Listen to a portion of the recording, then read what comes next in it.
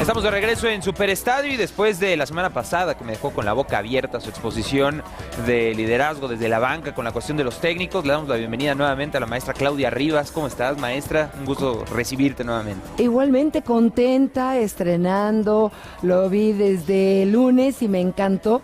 Y bueno, pues hoy compartiendo un tema que voy a hacer el reclamo público para el Potro, Raúl Gutiérrez, que ha pedido estos temas.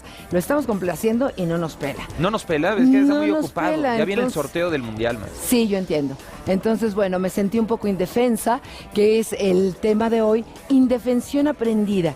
Y es un término que también se llega a traducir como desesperanza aprendida. Y se ha descubierto que este fenómeno se presenta en todos los mamíferos, en todas las especies, y es cuando una persona, en este caso, o un organismo, en el caso del reino animal, es sometido a un castigo, a situaciones negativas y no hay escape. Claro, en el caso del ser humano, la percepción es desde el cerebro. Puede ser que la persona capte que no hay un escape. Y entonces tenemos esta frase de Mario Alonso Puig que dice: las personas solo cambiamos de verdad cuando nos damos cuenta de las consecuencias de no hacerlo. De acuerdo. Y claro, o sea, cuando tú tienes unas consecuencias, Jorge lo decía hace unos minutos, el terremoto del 86 nos cambió y antes te quedabas en el quicio de la puerta y ahora sales buscando la zona de protección, hay protocolos. Entonces, cuando hay una situación fuerte que te amenaza o la conciencia antes de esperar que algo negativo suceda, es cuando tú aprendes a defenderte. Y este fenómeno de indefensión aprendida aparece cuando se está o se cree estar en una situación incontrolable. Aquí la palabra clave es: no tengo control sobre los hechos. ¿Y cómo lo podemos reconocer? Porque, bueno, primero hay que identificarlo para después trabajarlo. Uno, se produce por estar mucho tiempo en situaciones de violencia física o psicológica, okay, a diferencia de los perros, ¿no? Que es físico, en donde no podemos evadir la situación, no nos podemos defender. Niños que son humillados por sus padres, tristemente todavía muchos procesos de entrenamiento son con el ridículo, son con el bullying, partiendo a veces del profesor. Y lo encontramos con entrenamientos en donde la persona o el deportista sufrió acoso, sufrió humillación. Hay que tener mucho cuidado con el sarcasmo porque el niño lo percibe como humillación, violencia, y aquí son estilos de liderazgo autoritarios, donde caemos en el autoritarismo, en donde te callas porque soy tu padre, en donde yo soy el entrenador y lo digo así. Hay un caso reciente de denuncia de ondinas españolas en nado sincronizado a Ana Tarrés, una entrenadora muy exitosa, pero que decían, Ana Tarrés nos decía, se quedan hasta que, y si vomitan, se tragan el vómito y siguen entrenando. Claro, y entonces no sientes que puedas escapar de esa condición negativa, te sientes atrapado en la situación negativa y entonces se deja de luchar.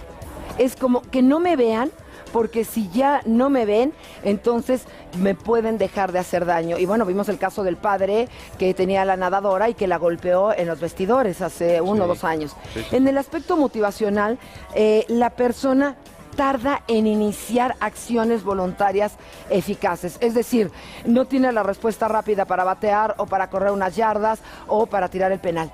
Entonces, parece ser que hay una pérdida de motivación, pero en realidad lo que pasa es que hay un tiempo que se pierde mentalmente, porque la persona no espera que sus respuestas, que sus conductas puedan afectar el resultado. Y entonces, pues si no tengo nada que hacer, pues ¿para qué busco hacerlo? Me paralizo. Pero también afecta el aprendizaje y en el aspecto del pensamiento hay una dificultad en aprender que después sí puedo yo tener control. Entonces llego a primera división toda la vida, no he pensado y me dicen, oye, desborda, ¿por qué no pensaste? Porque se quedó paralizado y cuesta mucho trabajo aprenderlo después. Destrabar, ¿no? Exacto, destrabarlo.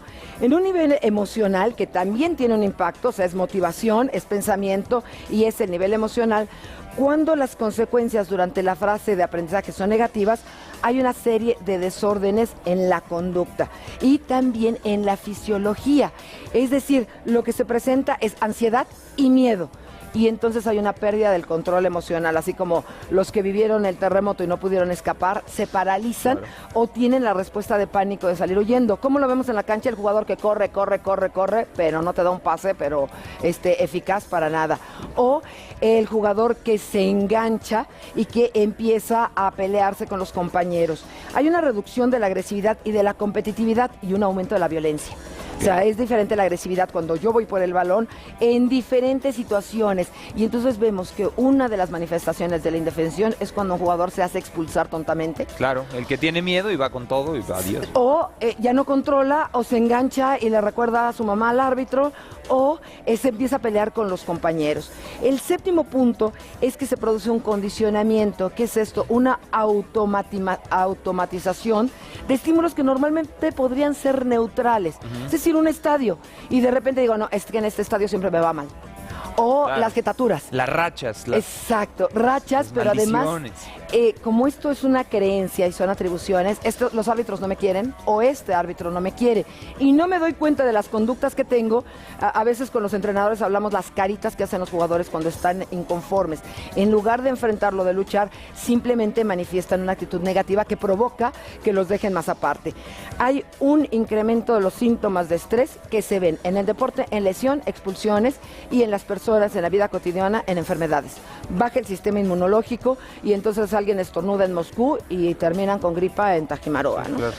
El noveno es que también hay una alteración en lo que son la bioquímica del cerebro. Se alteran los niveles de cortisol, de neurotransmisores como la noradrenalina, y esto produce confusión, pérdida de memoria a corto plazo, y entonces ¿por dónde me dijo el entrenador? Olvido las instrucciones tácticas. Y los pobres entrenadores que se han pasado toda la semana haciendo un planteamiento táctico, en ese momento el jugador se bloquea, claro, y ya no lo hay.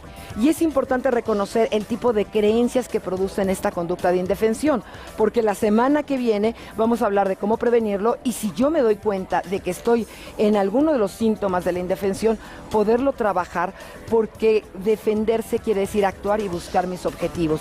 Y quiere decir también poner límites y no permitir que alguien me pase por encima o que alguien me agreda, pero sin violencia. Y Honoré de Balzac decía, aunque nada cambie, si yo cambio, todo cambia. ¿Qué quiere decir? Que cuando cambias tus creencias, las atribuciones que les das a ciertos hechos, cambia tu conducta. Y entonces, en lugar de pensar, los árbitros me odian, bueno, a lo mejor no tengo buena relación, pero yo me centro en quitar un balón, o yo me centro en seguir trabajando, en lugar de estarme quejando de si el entrenador me banqueó o si el entrenador no me quiere.